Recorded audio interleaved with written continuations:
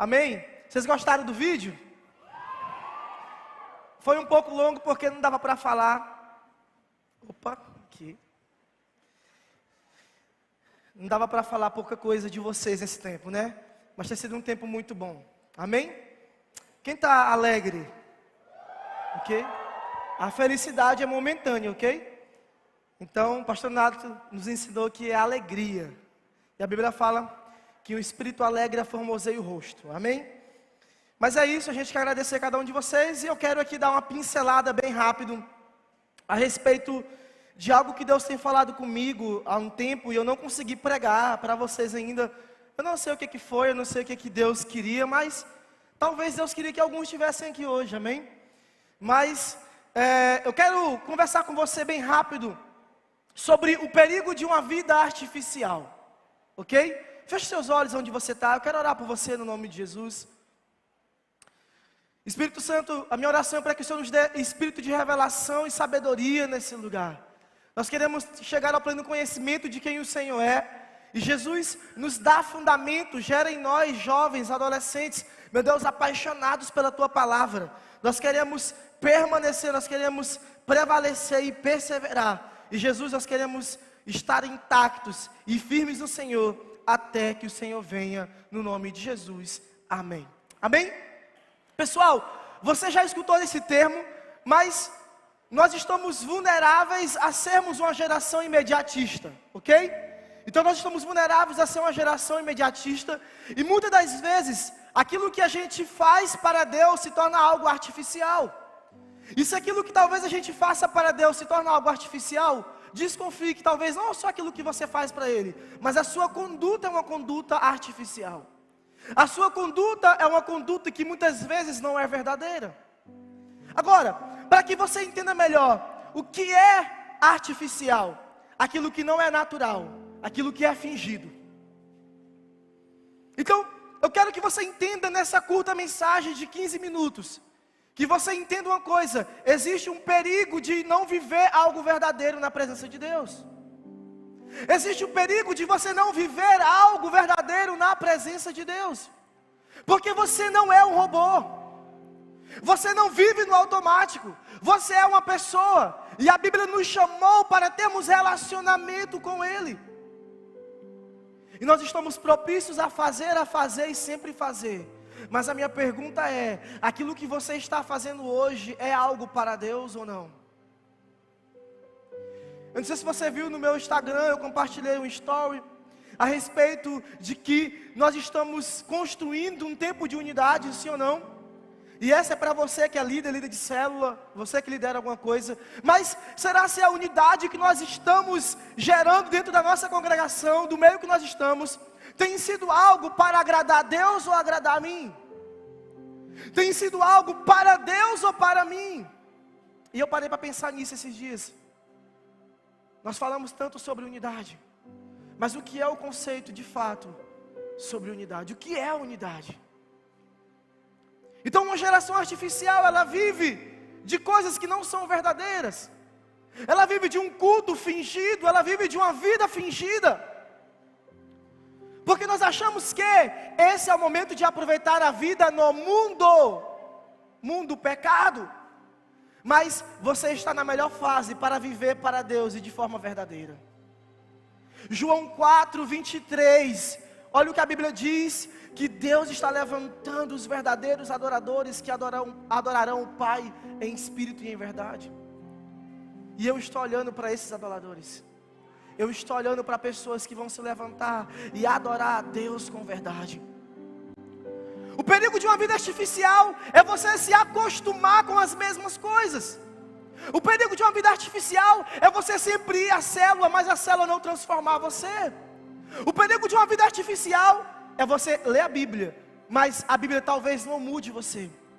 O perigo de uma vida artificial é você orar, mas as suas palavras serem apenas palavras repetidas. E a minha pergunta é: até quando nós vamos ser fingidos na presença de Deus? Até quando nós vamos permanecer com máscaras na presença de Deus? Até quando nós vamos viver sendo enganados, achando que estamos fazendo algo verdadeiro, sendo que na verdade é algo fingido? Até quando? Toque na pessoa que está do seu lado, diga para ela assim: até quando? Pega o dedão de profeta e diga: até quando? Até quando a nossa entrega não vai ser verdadeira? Você pode até fazer para Deus, porém sem Deus. E se você faz para Deus e Deus não está naquilo, desconfie que aquilo não é vontade dEle. Uma vida artificial é vivida sem princípios e sem fundamentos, porque você não sabe para quem você está fazendo. Ou às vezes você até sabe, porque às vezes a gente faz para nós. Mas eu quero te desafiar a partir de hoje a ser uma pessoa verdadeira na presença de Jesus, a ser uma pessoa verdadeira na confissão da sua fé, a ser uma pessoa verdadeira naquilo que você dita seguir. Sabe quem vai te influenciar? A Bíblia. Porque eu sou o que a Bíblia diz que eu sou. Você não é o que as pessoas dizem que você é o que a Bíblia diz que você é. Até quando você vai ser influenciado? Até quando você vai receber palavras que vão machucar a sua caminhada, sem ter uma perspectiva, uma ótica bíblica, daquilo que Deus chamou você para ser? Não seja fingido. Quem joga bola, levanta a mão. Quando a gente fala assim, ó, hoje o futezinho vai ser lá na arena tal, lá é artificial. O cara fica assim, comum. Mas quando fala assim, vai ser no gramado natural, vai ser no campo tal, você fala: eita, agora eu posso me jogar no chão, agora eu posso dar um carrinho, agora eu posso pular na bola. Sabe por quê? Porque aquilo que é natural não perde a sua essência. Aquilo que é natural é verdadeiro. Aquilo que é natural é aquilo que o Senhor criou. Pare de viver de forma que Deus não quer que você viva. Pare de viver de uma forma que você tenha agradado mais as pessoas do que a Deus. Pare de ser fingido, no nome de Jesus. Pare de querer agradar os seus amigos. Pare de querer agradar a sua família. E comece agora a agradar a Deus. Será se você tem agradado a Deus nesse tempo? Será se você tem de fato entregado a sua vida a ponto de você perder ela para os seus amigos, para as pessoas que estão próximas de você? O que é prioridades para você? O que é prioridades para a sua vida? E esses dias eu falei assim: amor, por que Jesus só me dá palavras duras? Eu quero pregar avivamento, eu quero pregar Romanos 6, eu quero pregar Romanos 5, que o dia glorioso está vindo. Eu quero pregar sobre a volta de Jesus. E eu falei: não, mas eu estou aqui para obedecer a Deus. Sabe por quê? Porque Jesus está forjando uma noiva madura. E sem confronto não há amadurecimento. Sem verdades não há verdade. Eu não vim aqui pregar com palavras persuasivas para que vocês não se apoiem na força do meu braço. Mas eu vim aqui pregar o Evangelho para que vocês se apoiem nele. E para quando você olhar para trás, você consiga enxergar que você foi bem fundamentado. Agradeça aos seus líderes que de alguma forma às vezes são duros com você em algumas coisas. Agradeça aos seus pais, agradeça aos seus pastores, agradeça pelas pessoas que estão próximas de você, que te dizem a verdade. Sabe por quê? Porque essa verdade vai gerar em você um coração maduro, para que você possa entender o tempo que você está vivendo e aquilo que Deus tem para a sua vida. Minha mãe é tão brava comigo. Meu pai briga tanto comigo porque ele quer que eu chegue às 11 horas e eu só quero chegar 1 hora da manhã. Ei, acorda. Obedecer é melhor que sacrificar. Se você não consegue obedecer nas coisas pequenas, nas grandes você nunca vai conseguir. Se você não consegue obedecer aos seus pais, você vai conseguir obedecer a quem? Quer dizer que eu tenho mais voz do que seu pai? Quer dizer que o seu líder tem mais voz do que os seus pais? Ei, adolescentes, nós precisamos entender que Jesus, Ele é um homem de princípios. E Deus está estabelecendo no nosso meio adolescentes que têm raízes profundas. Deus está enxertando você, para que você consiga desenvolver a vontade dEle nesse tempo, no nome de Jesus. Eu quero falar aqui de 2 entregas, e talvez você se identifique dentro dessas 2 entregas. Eu não vou ler com você para a gente ganhar tempo, mas está lá em Gênesis capítulo 4, a partir do verso 1. A partir do verso 1, o texto diz assim: que Abel, ele entregou para Deus aquilo que era bom, aquilo que agradou o coração de Deus. Mas Caim não. Caim pegou qualquer coisa lá e falou assim: ó, está aqui, Deus, pega, eu vou caminhar, mas eu vou te entregar, mas o meu fruto vai ser esse aqui. E se você for ler o texto, abra sua Bíblia, vamos ler, para ficar mais interessante a história. Nós temos tempo ainda, no nome de Jesus. Gênesis capítulo 4, a partir do verso 1. Adão teve relações com Eva, sua mulher, e ela engravidou e deu à luz a Caim. Disse ela: com o auxílio do Senhor tive um filho homem. Voltou a dar à luz, e desta vez Abel, irmão dele. Abel tornou-se pastor de ovelhas e Caim agricultor.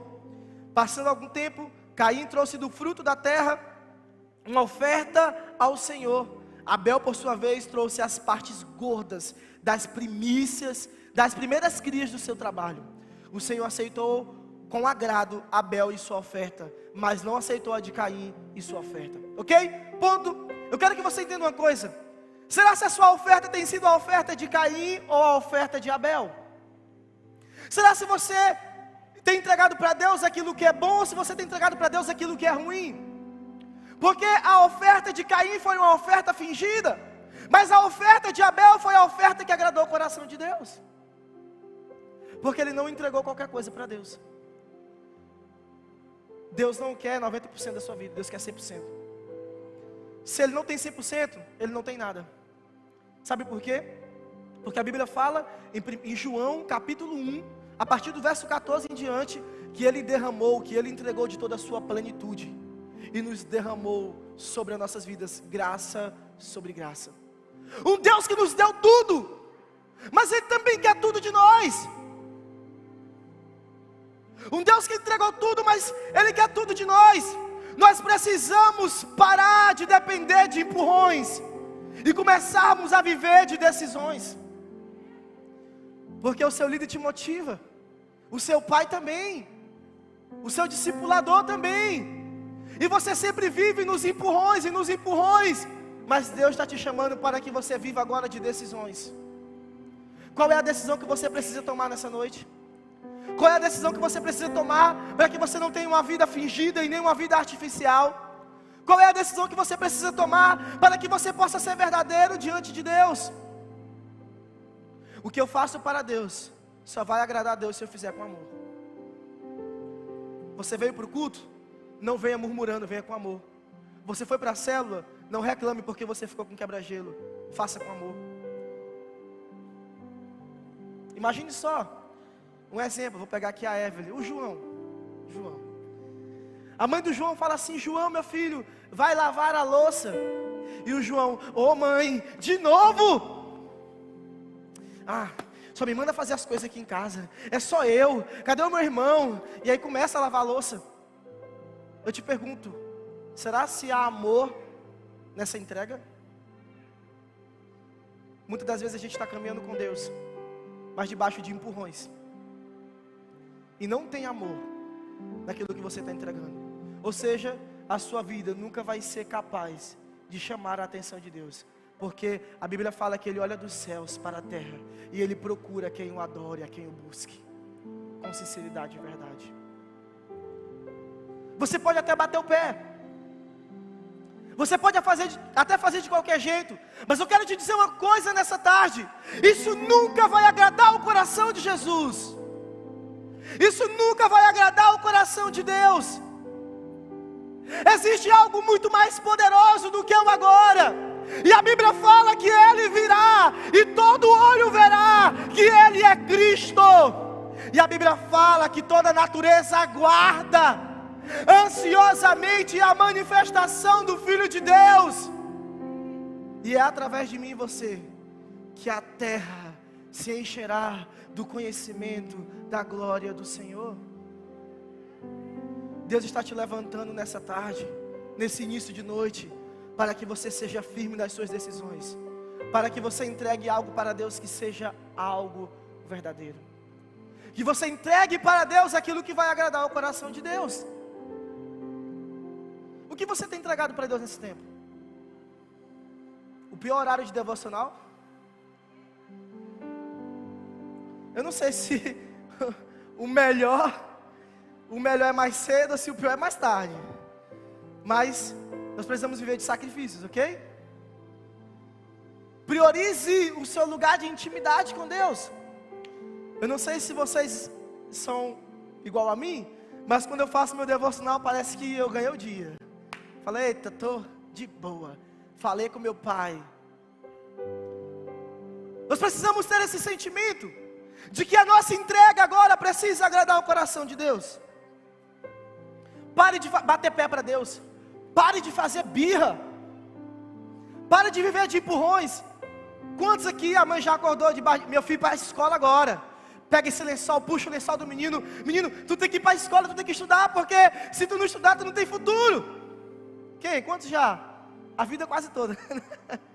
Eu lembro como se fosse hoje. Minha mãe acorda, tomar café, vai te banhar, tem que ir para a escola. Ah, mãe, tá mentira, dor de cabeça hoje.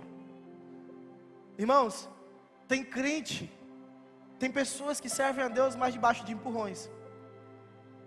Isso é feio, porque isso mostra que você não tem interesse em Jesus. As pessoas talvez tenham mais motivação do que você, pela sua vida, do que você mesmo por ela. Nós precisamos parar no nome de Jesus. Nós precisamos parar. Eu tenho muito falado sobre isso. Falei isso também no podcast que eu gravei com o pastor Bruno e o pastor Alisson. Vai sair logo, acredito que semana que vem. Lá eu falo muita coisa da minha vida, é um bate-papo. Depois eu mando o link para vocês verem. Mas eu falo sobre essa geração que quer criar o seu próprio Deus. Uma geração que cria o seu Deus e quer um Deus daquele jeito. Deus tem que me aceitar assim, porque se Ele é um Deus de graça, Ele tem que me aceitar do jeito que eu sou.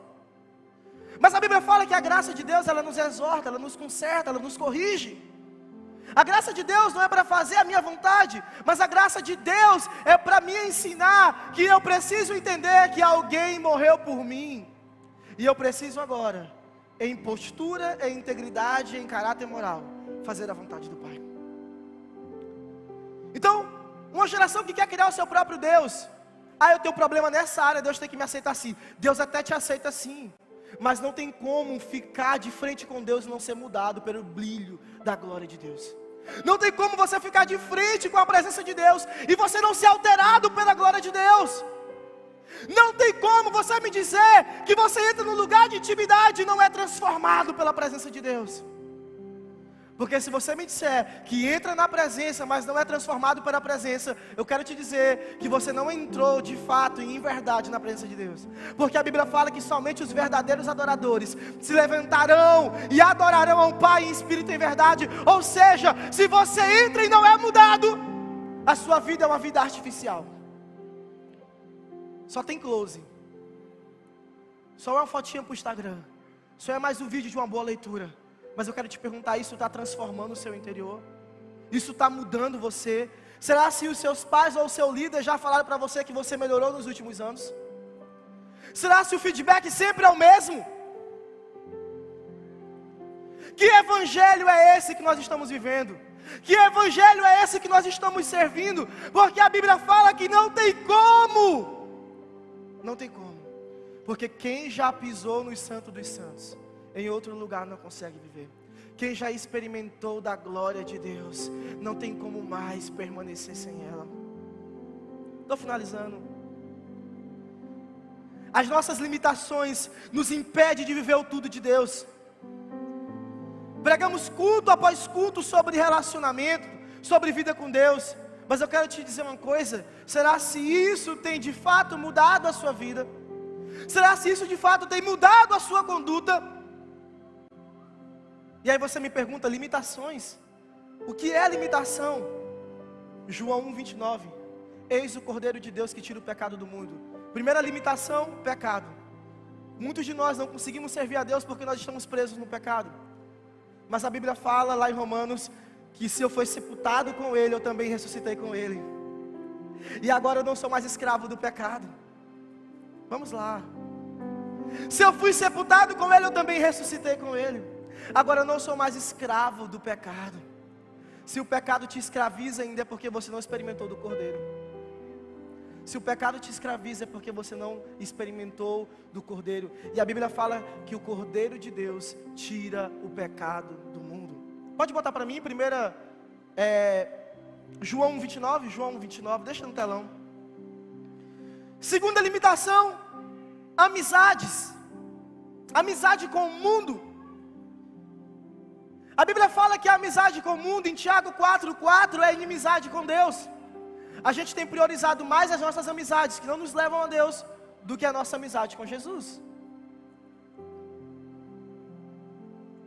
Pare para pensar um pouco. Será que Jesus tem sido prioridade na sua vida? Quem é mais importante? O seu amigo ou Jesus? E aí você fala assim, mas calma, pastor, porque se eu não deixar isso, eu vou perder o meu amigo. Perde não, porque não é você que convence. A Bíblia fala que quem convence o homem do pecado, da justiça e do juízo é o Espírito Santo. Então se você não for cheio do Espírito Santo, você nunca vai conseguir mudar a vida de alguém, porque Ele em você é a esperança da glória. Colossenses 1:27. Cristo em vós é a esperança da glória. Cristo em você é a esperança de imperatriz. Então se você tem o Espírito Santo, eu tenho plena convicção e certeza de que a sua vida vai ser um espelho, um exemplo para muitos. A Bíblia fala que não se pode pegar uma candeia e esconder debaixo de uma cama, mas ela precisa ser colocada no alto para que ela possa iluminar todo o ambiente. E muitas das vezes a nossa vida é tão artificial que o nosso brilho é ofuscado. Que o nosso brilho, na verdade, ele está em uma limitação, porque eu me coloquei em uma posição onde eu não consigo me expor para as pessoas. Você precisa sair debaixo da cama, você precisa começar agora a brilhar. Que Deus lhe dê sabedoria e maturidade nesse tempo, no nome de Jesus. Que Deus lhe dê sabedoria e maturidade nesse tempo, no nome de Jesus. Hebreus 12:2, falta de foco, mais uma limitação. A Bíblia fala que eu preciso permanecer com os olhos fitos em Jesus, o autor e consumador da vida. Você precisa manter os seus olhos fitados em Deus. Me entenda. É normal, porque nós somos homens e mulheres, ok? Mas você que vai casar ainda, eu sei que você já tem aí, alguns têm 17, 18, outros já têm 20. Tem os supervisores que não casaram ainda, os líderes. Mas quando você olha para alguém que lhe atrai, você faz o quê? Mantém os olhos fitos. Uau, eu vou orar por aquela menina, eu vou orar por aquele menino. Meu Deus, eu vi alguma coisa boa ali. Sim ou não? Eu senti uma afeição diferente, né? Nós precisamos manter os nossos olhos fitos em Jesus. Nós precisamos manter os nossos olhos fitos no Senhor. Nós precisamos olhar para Ele e dizer, Senhor, eu quero permanecer olhando para você, porque alguma coisa em você me atrai. Nós precisamos no nome de Jesus. Tendo os olhos fitos em Jesus, o autor e consumador da nossa fé, Ele, pela alegria que lhe fora proposta, suportou a cruz, desprezando a vergonha, e se assentou-se à direita do trono de Deus. Então, essas limitações não podem parar você. Amém? O pecado não pode parar você. A amizade com o mundo, não estou falando pessoas, ok? Porque tem vários significados para a palavra mundo. A amizade com o mundo não pode parar você. E a falta de foco também não pode parar a sua vida. Eu quero ler um texto com você, grave ele no seu coração. 1 Coríntios capítulo 3, verso 11. Quando eu era menino, falava como menino, pensava como menino e raciocinava como menino. Quando me tornei homem, deixei para trás as coisas de menino. Diga assim, eu preciso deixar de ser menino. Irmãos, maturidade não tem a ver com idade, ok? Não tem nada a ver com idade. Porque Davi, quando foi chamado, ele era adolescente. Timóteo, quando foi chamado, era novo. Silvano, quando foi chamado, era novo. Maturidade tem a ver com aquilo que tem a ver com quem você é, com o seu caráter, com a sua integridade, como você passa pelas situações. As circunstâncias vão ajudar a amadurecer você, vai. Mas se você usar dela daqui a pouco para um bem comum. Porque se eu errei agora, eu não posso errar de novo, ok? Então eu aprendi com a situação. Uma pessoa madura é aquela que sabe resolver as coisas. É aquela que sabe colocar Jesus no centro das coisas. É aquela pessoa que sabe ser prudente em situações onde muitas das vezes a gente quer deixar a nossa alma falar. Ok? Então você precisa aprender a deixar as coisas de menino. Você precisa deixar as coisas de criança para que você consiga viver as coisas de Deus. As coisas que Deus tem para nós nesse tempo. Gálatas capítulo 4, verso 1 em diante. Enquanto o herdeiro é menor, de nada se difere de um escravo. Enquanto o herdeiro é menor, de nada ele se difere de um escravo. Sabe por quê? Se você coloca uma fortuna na mão de uma criança, ela vai gastar tudo com balinha, filho.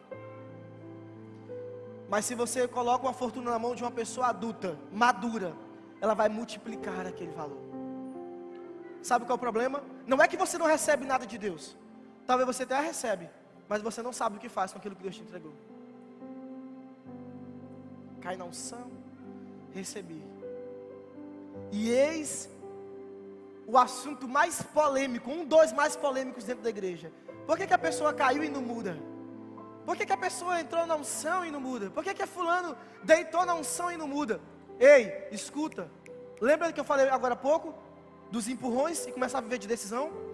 Porque a unção ela capacita, ok?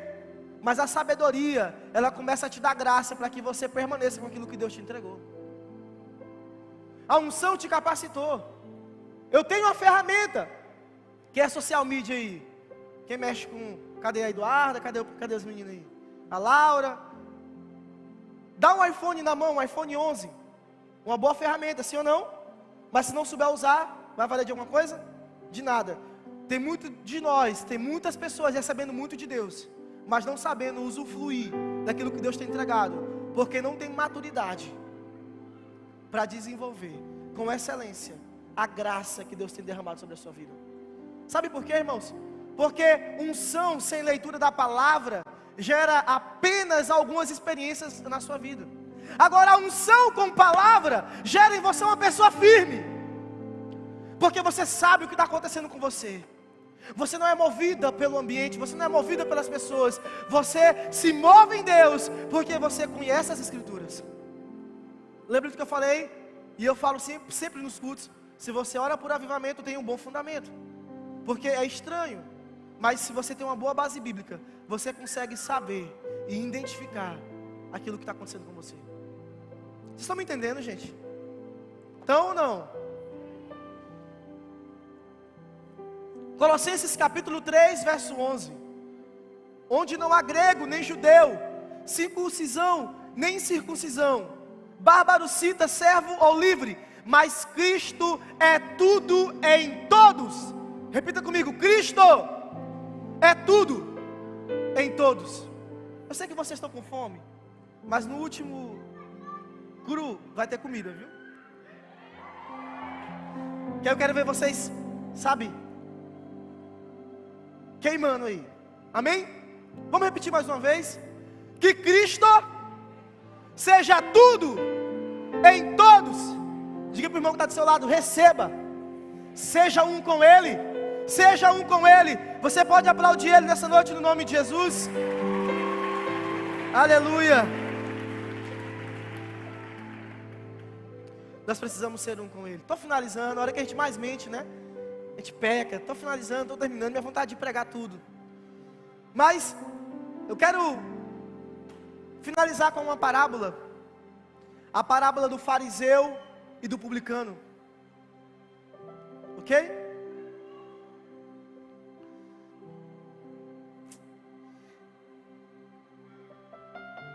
Lucas 18, do 9 ao 17. Essa parábola só aparece no livro de Lucas, ok?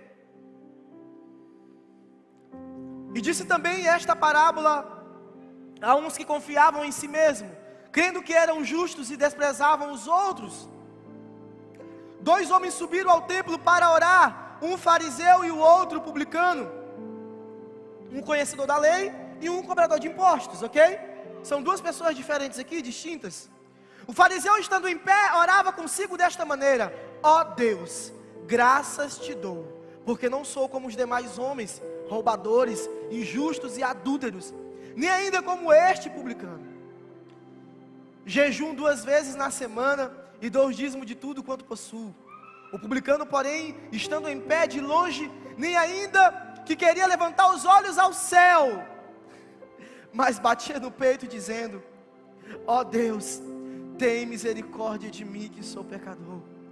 Digo-vos que este desceu justificado para a sua casa, e não aquele, porque qualquer que a si mesmo se exaltará será humilhado, e qualquer que a si mesmo se humilhar será exaltado. Escuta aqui no nome de Jesus: a vida artificial é sustentada no que nós fazemos e não naquilo que Cristo fez. E se você vive uma vida artificial, é porque você está sustentado naquilo que você faz, não naquilo que Cristo é.